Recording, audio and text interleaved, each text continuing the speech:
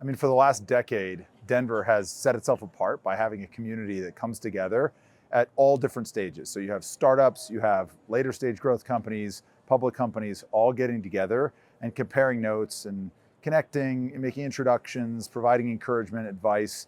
And I just think that's one of the things that makes this community special compared to some other places where it's more cutthroat or adversarial. It's not a zero sum. And this is really the embodiment of that, and it reinforces that ethos.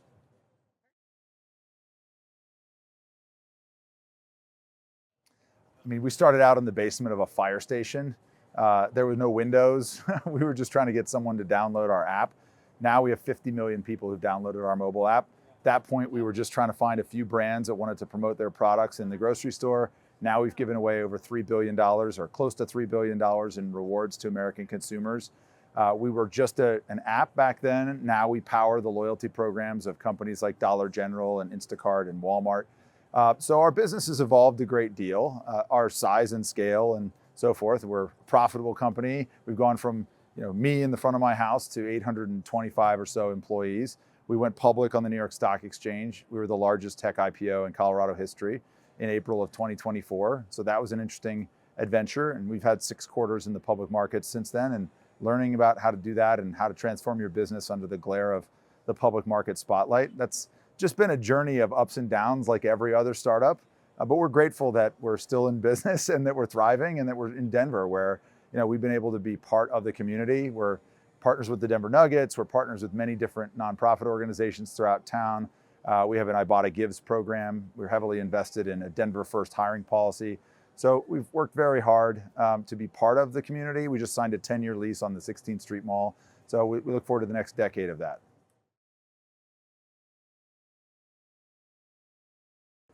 I mean, every entrepreneur has 7 or 10 challenges every week. I mean, it's hard to identify 1 or 2. It's just a constant, right? It's always like a sine curve. It's not a hockey stick.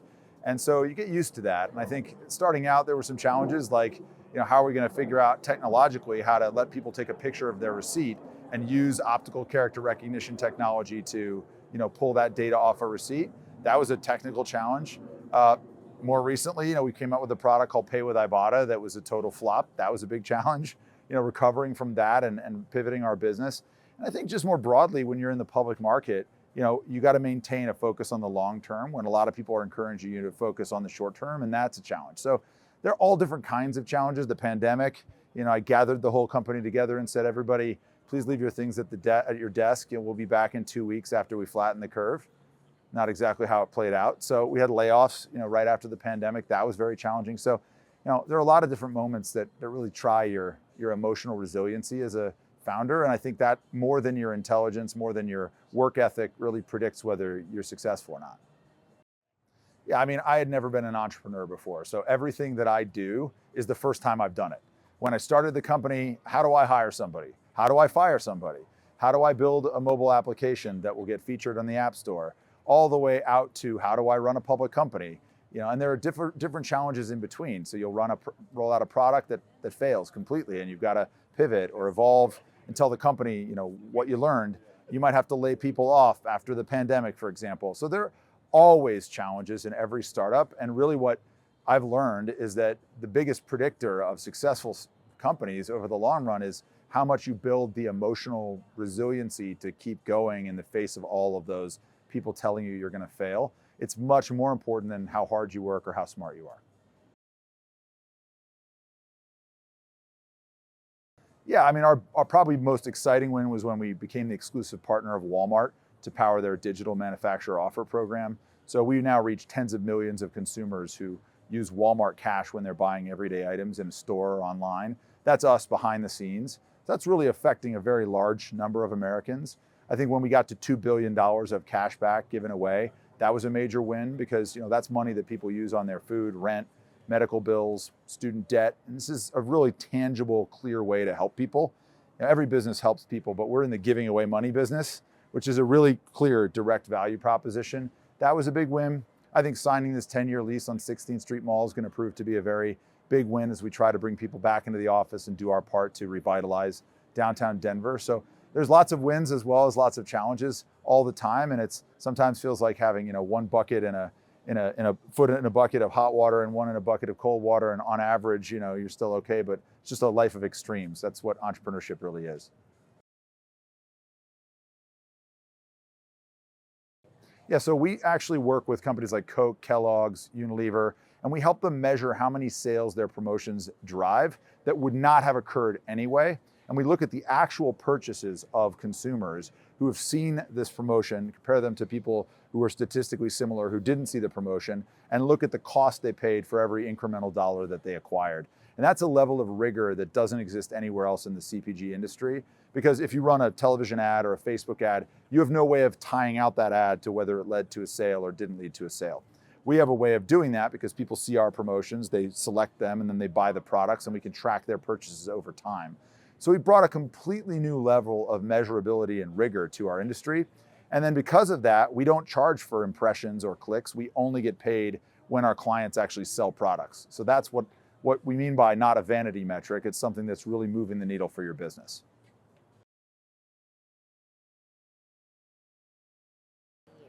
We've been investing in AI for most of the last 12 years.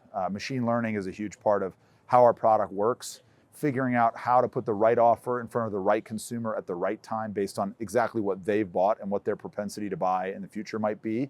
So that's not new for us. Some of the tools that people are using in the workforce, things like large language models, those are more new for us. We're using that to help us write code more efficiently, to create ad campaigns more efficiently. But I really think it's the core part of our product that uses machine learning to build a model that can optimize for a client's objective around the cost they want to pay for any individual campaign for each new dollar that campaign drives. That's what's the most distinctive and important part of our use of AI.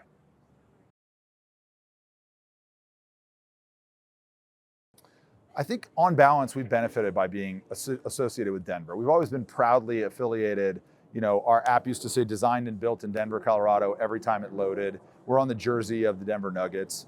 We're prominently involved in the community in lots of different ways.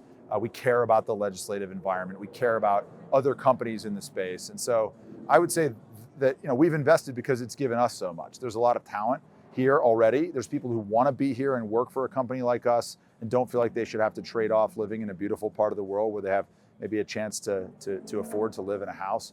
Although, look, the problems are like any major city. We've had problems with affordable housing.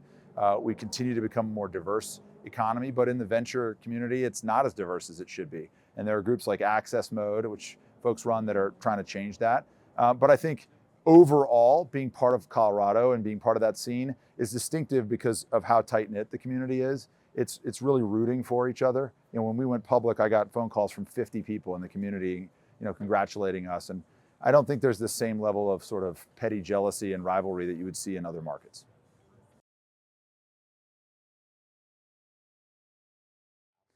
I think I would have told myself three things. First of all, it's a lot harder to say no sometimes than to say yes, but a great entrepreneur needs to learn how to say no.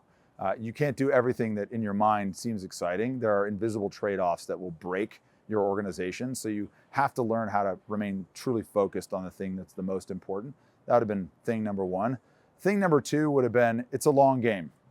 What you think the business is right now, maybe something very different in 5 years or 5 years after that, and build the foundation of a company that has the capacity to see those opportunities as you go, that can pursue a good new idea, no matter where it comes from, and doesn't matter who gets credit for that idea, and you'll be able to evolve and stay in business and thrive. And third, I would just say, get a coach, get a therapist, figure out how to support your own mental health, because it's an incredibly stressful job. And a lot of folks think they can just sort of put on the armor and play the role of I've got it all figured out. But a better form of leadership is often to be much more real, authentic, vulnerable, and draw people in. Say, look, we have a problem. I don't have the solution. I need all of your help and ideas, and rally the organization so you're converting the highest possible percentage of everybody's good ideas into reality, not just the founder's ideas. Yeah, I think it's going to be really exciting to see us rebuild a vibrant downtown Denver. So we want to lead by example. We just signed a decade-long lease between Blake and Market right on 16th Street. That is designed to encourage other companies to come back and be part of that, and have people that are out and about after work, that are coming over, interacting with each other, And I think just that's what's distinctive. One of the things we're going to start is all the CEOs that are sitting by themselves in their office on Friday with nobody else in the office are going to be welcome to come over and co-locate one day a month at my company, just so that everybody can cross-pollinate all their learnings and relationships and keep the special spirit of Denver alive. That's possible because folks are located in downtown Denver and not in the outlying areas or fully remote or what have you. So that's one thing I'd really like to see the community prioritize.